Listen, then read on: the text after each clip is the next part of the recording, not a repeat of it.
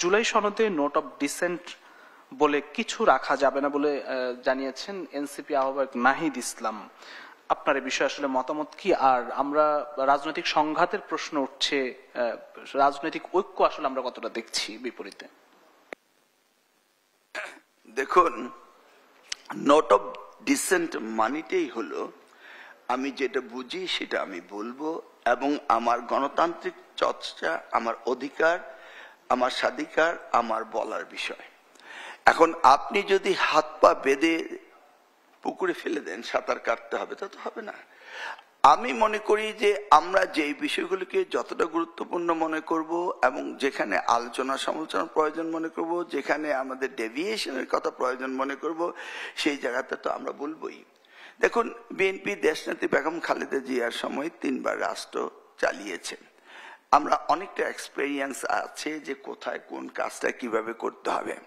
মনে করুন আমার মন্ত্রণালয়ে হঠাৎ করে একদিন একটি বিষয়ে আমরা 3 জনের মধ্যে আমি নোট ডিসেন্ট দিয়ে বসলাম। কম্পিউটার প্রিন্টার কিনতে হবে, বলা হলো যে আমরা লেজার প্রিন্টার কিনবো। আমি বললাম যে না, ডট ম্যাট্রিক্স কিনি, কারণ লেজার প্রিন্টার আমরা গ্রামের স্কুলগুলোতে কিভাবে তারা ব্যবহার করবে, আজ থেকে সেই 25 বছর আগের কথা চিন্তা করে দেখুন। তাহলে এই যে আমি ডট ম্যাট্রিক্স এর কথা বললাম, নোট অফ ডিসেন্ট দিলাম, এটা কি কেনার বিরুদ্ধে কিনা? কেনার বিরুদ্ধে তো নয়।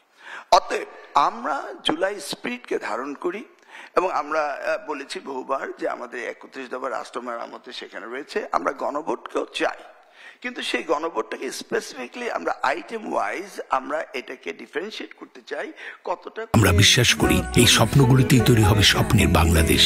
স্বপ্ন ধরা, ধরনীর বুকে স্বপ্নের ঠিকানা। কোথায় ডেভিয়েশনের প্রয়োজন রয়েছে সেটা।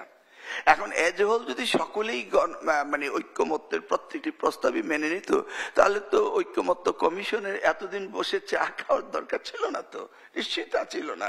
তাহলে এই আলোচনার মধ্যে তো এটাও তো একটা গণতান্ত্রিক প্রক্রিয়া। আর আমরা যদি 1977 সালের মে মাসে যে গণভোটটা হয়েছিল, সেই সময় সরকারের বৈধতার বিষয়টা রয়েছিল শহীদ রাষ্ট্রপতি জিয়াউর রহমানের, বা 1985 সালের এরশাদ সাহেবের নীতি, রাষ্ট্র পরিচালনা, সেই বিষয়গুলো 81-তে উনি 82-তে রাষ্ট্র ক্ষমতা নেওয়ার পরে 85-তে এসে সেটাকে হালাল করার অনেকটা পদ্ধতি ছিল। বা 91-তে আপনারা যেটা করেছেন, দ্বাদশ রাষ্ট্রপতি প্রেসিডেন্সিয়াল ফর্ম থেকে পার্লামেন্টের ফর্মে যেতে পারবে কিনা, সেই বিষয়টিও আপনার সেই সময় গণভোটের মধ্যে দিয়ে হয়েছিল।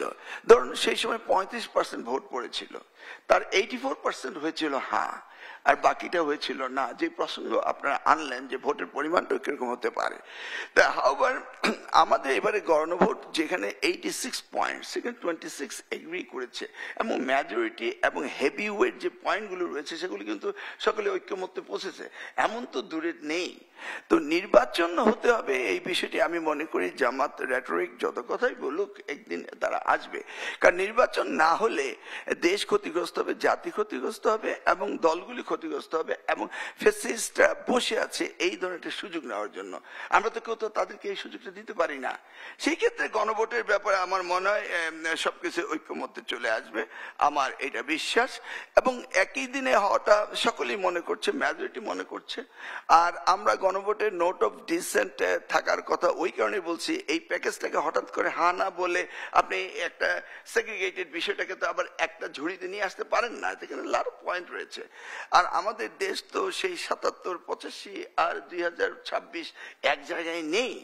সব বিবেচনা থেকে আমার মনে হয় রাজনৈতিক দলরা নিশ্চয়ই, এই সরকার যেহেতু রেফারির দায়িত্বটা ছেড়ে দিয়ে 7 দিন দিয়েছে, এটা মনে হয় না সফল হবে, এবং সরকারকে দায়িত্ব নিতে হবে। এবং সরকারের বৈধতা অবৈধতা এই চ্যালেঞ্জগুলো এখন আমি মনে করি না আমাদের আনার প্রয়োজন রয়েছে। আর পিআর পদ্ধতির ব্যাপারে আমার মনে হয়, ধরুন তুষার সাহেব বিশেষ পরীক্ষায় রিটেনে ভাই ভাই টিকে গেল, আর আমি রিটেনে টিকলাম না, কোটার মতোই আমাকে কোটায় আনতে হবে, এ পিআর কি তাই না? আপনি দেখুন উচ্চকক্ষ নিম্নকক্ষ যুক্তরাষ্ট্র রয়েছে, সেখানে সেনেটররা নির্বাচন হয়ে আসে, আর সমাজে যারা কন্ট্রিবিউট করে, যেমন রাজ্জাকি সাহেবের মতো একজন বিশিষ্ট আইনজীবী কন্ট্রিবিউট করবে, উনাকে যদি আমরা আপার হাউসে আনতে চাই, তাহলে কি করতে হবে? পিআর পদ্ধতি হলে উনাকেও দল করতে হবে। সকলকে কি দল করতে হবে? নিশ্চয়ই না।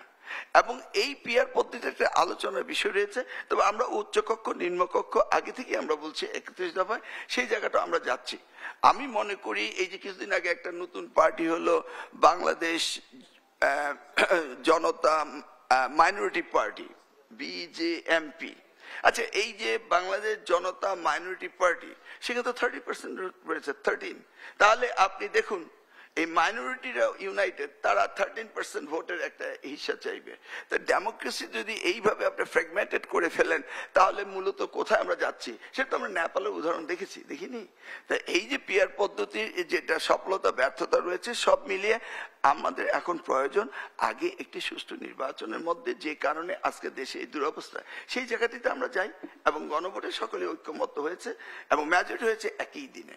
আসুন আমরা সেই জায়গাটা যাই, নির্বাচন করি।